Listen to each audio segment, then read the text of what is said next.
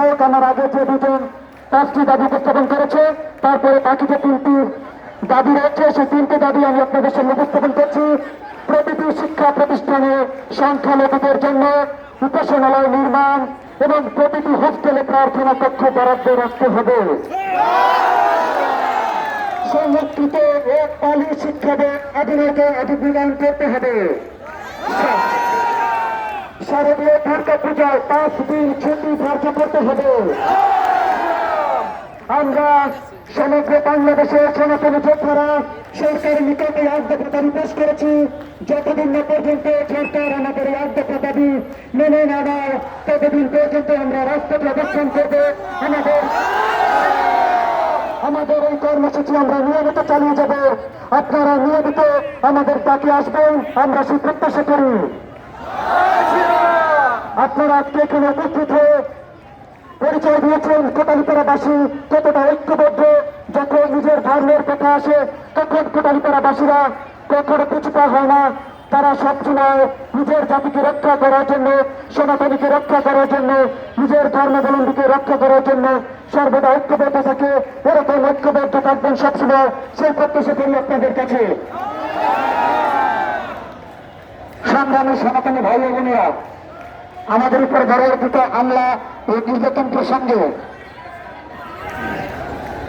ISKCON মন্দিরের পক্ষ থেকে এখন আপনাদের সংক্ষিপ্ত বক্তব্য দেবে নূতন ব্যাপারী। হরে কৃষ্ণ, জয় শ্রীরাম। আজকে আমাদের এখানে উপস্থিত নির্যাতিত নিপীড়িত হিন্দু সনাতন ধর্মের ভাইয়েরা, আমরা আসলে এতদিন পর্যন্ত সেভাবে মার খেয়ে এসেছি, আর আমরা মার খাবো না। আমরা এতদিন পর্যন্ত ঐক্য হতে পারিনি। আসলে কি জানেন, দেখুন আপনারা তো চ্যানেল দেখেছেন অনেক, আপনারা দেখুন যদি অনেক যদি যে সিংহ যদি থাকে, সেখানে যদি অনেক হাজার হাজার গরুও থাকে, সেখানে যদি একসাথে পালে থাকে, তবে কোনো সিংহই আক্রমণ তো করতে পারে না। কিন্তু আমরাও যদি ঐক্যবদ্ধ থাকি, আমাদের কেউ আক্রমণ করতে পারবে না। আমরা সেভাবে নিষ্পেষিত হব না। আমরা আমাদের যা আছে আমরা চেষ্টা করব, আমরা যাতে সবাই হাতে হাত মিলিয়ে কাঁধে কাঁধ মিলিয়ে, আমরা যদি কারো উপরে নির্যাতিত হয়, আর যদি নির্যাতিত করে কারা, যা তাদের কোনো ধর্ম নেই, তাদের কোনো জাতি নেই, তারা কি যদি ডাকাত হয় তিনি ডাকাত, তিনি কোনো ধর্মের নয়। যদি তিনি সন্ত্রাসী হয় তিনি সন্ত্রাসী, তিনি কোনো ধর্মের নয়। এবং যিনি এই আমাদের সংখ্যালঘুদের ধান লুট করবে তিনি লুটেরা, তিনি কোনো ধর্মের নয়, তিনি কোনো জাতির নয়। তাই আমরা যারা এভাবে আমাদের করতে আসবে, আমাদের লুট করতে আসবে, আমাদের নির্যাতিত করতে আসবে, তাদের আমরা সবাই মিলে প্রতিহত করব। আমার বক্তব্য এখানেই সমাপ্ত ঘোষণা করছি। এবার আপনাদের মাঝে একটি কথা বলবেন সুরেশ রায়। বন্ধুগণ, আপনারা জানেন ৭১ বাংলাদেশ স্বাধীন হয়েছে। ৩০ লক্ষ বাঙালির রক্তের বিনিময়ে আমরা বাংলাদেশ পেয়েছি। তার মধ্যে ২০ লক্ষ হিন্দুরা প্রাণ দিয়েছিল, জয় ছিল। তারপরে কিন্তু আমরা হিন্দুরা বাংলাদেশের স্বাধীন থেকে পরাধীন আছি। যে সরকারি ক্ষমতায় আসে না কেন, এই হিন্দুরা লাঞ্ছিত, নিপীড়িত, অগ্নিসংযোগ, লুটপাট এবং নারী ধর্ষণ এই হিন্দুদেরই হয়। আমরা বর্তমান সরকার, অন্তর্বর্তী সরকারের কাছে নিবেদন রাখবো, আমাদের সংখ্যালঘু এই হিন্দুদের পক্ষ থেকে যে ৮ দফা দাবি আছে, তিনি অবশ্যই এই ৮ দফা দাবি মেনে আমাদের আশ্বস্ত করবেন। কিন্তু বন্ধুগণ, যে জাতি নিজেকে রক্ষা করতে পারে না, তাকে কোনো সরকারও রক্ষা করতে পারবে না। মনে রাখবেন, নিজেরা দেশ ছেড়ে ভারতে পালাবেন, আপনি তখনই মারা যাবেন। আর সকল শক্তি একত্রিত হয়ে আমরা যদি মরণ স্বীকার করি, আমাদের কেউ মারতে পারবে না। আমরা মরতে আমরা ভারতে যাব না। কোথায় কোথায় ভারত চায়, এই দেশটা কারো বাবার না, আমরা এই দেশে জন্মেছি, আমরা এই দেশেই বাঁচবো। বন্ধুগণ, আমরা বেশি সময় নষ্ট করতে চাই না। আমাদের হিন্দুদের সাধারণ এই জনশক্তি, এই অপশক্তি রোধ করার জন্য লাঠি সোটা দেওয়া আছে। আপনারা ঘরে বসে তার নিজেদের রক্ষা নিজেরাই করবেন। বলে জয় ছিলাম। কারণ দেখুন, আমার একটা প্রতিবাদী গান আছে, যদি করতে চাও জয়, মোদের হুঙ্কার শুনিয়া দেশের শত্রু পাবে ভয়। যদি করতে চাও জয়, আমরা একত্রিত হতে পারি না।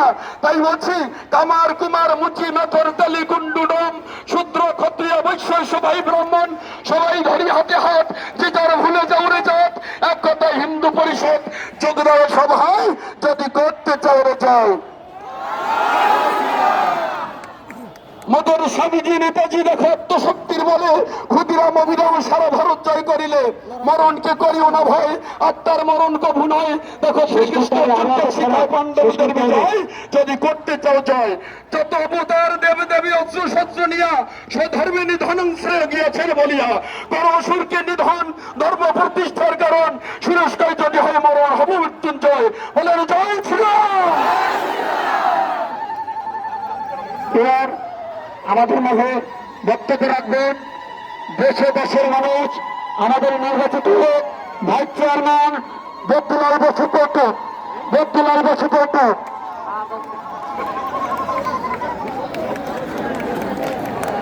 নমস্কার।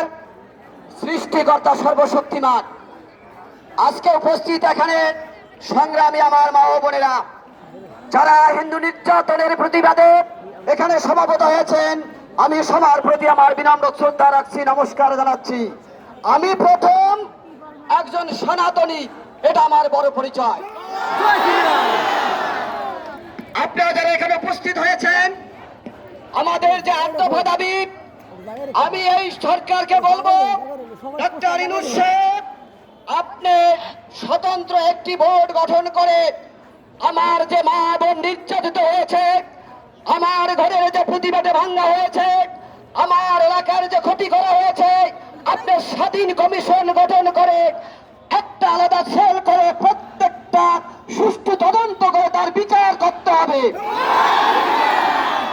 আমরা ভিক্ষা চাই না, আমরা অধিকার চাই।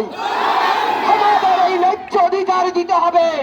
এবং এখানে যারা সমাবেত কোটালীপাড়াবাসী বসে আছেন, আমি তাদের কাছে বিনীত অনুরোধ রাখতে চাই, আমরা কোটালীপাড়াবাসী সম্প্রীতির বন্ধনে, ভ্রাতৃত্বের বন্ধনে এখানে বসবাস করতে পারছি এবং বসবাস করে এসছি, এবং ৭১ আমরা সেই সম্প্রীতির বন্ধন ছিলাম। আগামীতে আমাদের এই সম্প্রীতির বন্ধন কেউ যদি ক্ষুণ্ণ করতে চায়, আমরা কাউকে রেহাই দেব না। আমরা সবাই মিলেমিশে থাকতে চাই। আমার ঠাকুর দাদা, আমার বাবারা স্বাধীনতা এনেছে, ৭১ যুদ্ধ করেছে। অতএব এই মাটি, এই মানুষ আমার, এবং এদেরকে লালন পালন করার দায়িত্ব আপনাদের। আপনারা যে সরকারে আসেন না কেন, যখন একটা সরকার পরিবর্তন হয়, প্রত্যেকটা ক্ষেত্রে দেখেছেন একমাত্র সংখ্যালঘুদের উপরে নির্যাতন হয়, তখনই বোঝা যায় বাংলাদেশের সরকার পরিবর্তন হয়েছে। আমরা কি ভুলপথ? আমরা কি দল? আমরা এদেশের স্বাধীনতাকামী মানুষ। অতএব আমরা সংগঠিত হন, সংঘবদ্ধ হন, প্রতিবাদ করেন। আমাদের যে ৮ দফা দাবি, সেটা অবশ্যই বাস্তবায়ন হবে। আপনারা আপনাদের সংগ্রাম চালিয়ে যাবেন। আপনাদের সবার প্রতি বিনীত অনুরোধ রাখবো, আপনারা কারোর সাথে, প্রতিবেশীর সাথে কখনো খারাপ আচরণ করবেন না। একটি ক্রান্তি লগ্ন এখন এসেছে, হয়তো সবার ব্যবধান এটা থাকবে না। আপনারা সবাই সংগঠিত থাকেন, সংঘবদ্ধ থাকেন, এই প্রার্থনা রাখে আমি আমার বক্তব্য শেষ করছি। সৃষ্টিকর্তা সর্বশক্তিমান। এবার আমাদের মাঝে সংক্ষিপ্ত বক্তব্য রাখবে কোটালীপাড়া শেখি ফেরাদুর রহমানের রহমান কলেজের সাবেক প্রিন্সিপাল সর্বানন্দ গালা। সাথী গৌর ভক্তবৃন্দ, হরে কৃষ্ণ, হরে কৃষ্ণ, কৃষ্ণ কৃষ্ণ, হরে হরে, হরে হরে, রাম রাম রাম রাম রাম, হরে হরে, হরে হরে। সকলকে জানাই অনন্ত অনন্ত কোটি দণ্ডবাদ। সকলের ভিতরে পরমাত্মা রূপে ভগবান রয়েছেন। আমরা যেদিন জন্মেছি সেদিনই আমাদের মরণ নির্ধারিত আছে। আজ আপনাকে মরণকে উপেক্ষা করে রাস্তায় নেমে আসছেন, আপনারা অবশ্যই অবাক হবেন, আপনি অবশ্যই জয়ী হবেন। সুতরাং আমরা কোনোভাবেই ভীত হব না। আমরা আমাদের এই দেশ মাতৃভূমি ভুলে আমরা এই মাতৃভূমি ছেড়ে কোথাও যাব না, তাহলে মার কাছে আমরা অপরাধী হব। সুতরাং আমাদের চেষ্টায় বাংলাদেশ স্বাধীন হয়েছে, আমরাই স্বাধীনতা যুদ্ধে হিন্দুরাই বেশি অবদান রেখেছি। আমরা লক্ষ লক্ষ শরণার্থী হয়ে ইন্ডিয়ায় ছিলাম, তার চাপেই কিন্তু তাড়াতাড়ি স্বাধীনতা লাভ করেছে। সুতরাং আমাদের অবদান সর্বশ্রেষ্ঠ। আমরা এই দেশে কেউ কাছে কেউ আমাদের দাবি অবশ্যই আমাদের আদায় করব। এইভাবে আমরা সব সময় সংঘবদ্ধ থাকব। যদি কোথায় কোনো অপকর্মের কথা শুনি আমরা এইভাবে এসে মোকাবেলা করব। আমাদের আর কেউ কষ্ট মিতে রাখতে পারবে না। যে মরতে জানে সে বাঁচতে জানে, যে দিতে যে সব পায়। আবার শেষ বেশি সময় যাব না, বলুন জয় শ্রীকৃষ্ণ চৈতন্য প্রভু নিত্যানন্দ শ্রী অদ্বৈত গদাধর শ্রীবাসদী গৌর ভক্তবৃন্দ। হরে কৃষ্ণ কৃষ্ণ কৃষ্ণ হরে হরে, হরে রাম রাম রাম হরে হরে। সকলার জয় হোক, ইউ কল্পর করে মঙ্গল হোক।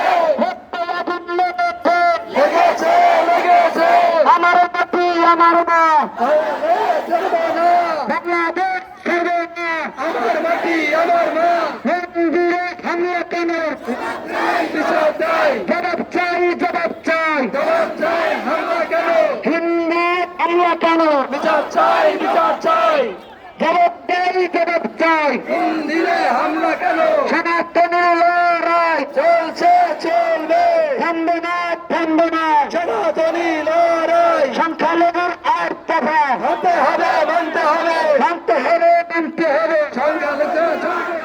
সংখ্যালঘুর আর দফা মানতে হবে মানতে হবে মানতে হবে মানতে হবে। সংখ্যালঘু ৭১-এর হাতিয়ার, ৭১-এর হাতিয়ার। আমাদের আবহাওয়া আমাদের প্রতিকূলে নাই, তাই আমরা দুঃখিত। আমরা ক্ষমা চেয়ে নিচ্ছি। আমাদের মায়ের পক্ষ থেকে বক্তব্য জানায় আমাদের মাঝে আমাদের শ্রীমতী লক্ষ্মী সরকার উপস্থিত আছেন। অতি সংক্ষিপ্ত আমাদের কিছু বক্তব্য দেবেন। শ্রীকৃষ্ণ শ্রীকৃষ্ণ শ্রীরাম শ্রীরাম। আজকে যারা সনাতনী ভাই বোনেরা এখানে উপস্থিত হয়েছেন, আপনারা যে ৮ দফা দাবি নিয়ে এখানে এসেছেন, আপনাদেরকে আমি আমার অন্তরের অন্তঃস্থল থেকে সর্বান্তকরণে এই দাবির ঈশা সমর্থন জানাচ্ছি ও ধন্যবাদ জানাচ্ছি।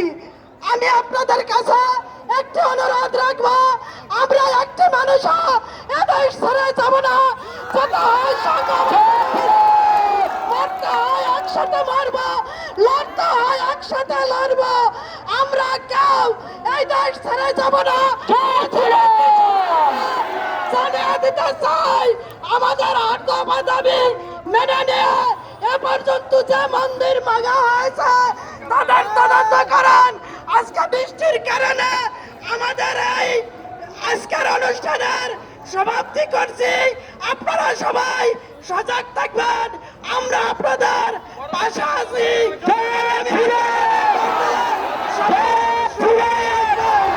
সবাই আবার আসবেন। এমন ভাবে সারা দেবেন। পরবর্তীতে আমরা যদি আমাদের কোনো আন্দোলন হলে সবাই আমরা খাবো। সকলের উদ্দেশ্যে বলতে চাই আমাদের এই আন্দোলন অব্যাহত থাকবে এবং আমাদের যদি প্রয়োজন হয় আমাদেরকে আরো ডাকবো। যখন ডাকবো আপনারা সাড়া দেবেন এবং যার যার হাতে হয়েছে এগুলো প্লেকার্ডগুলো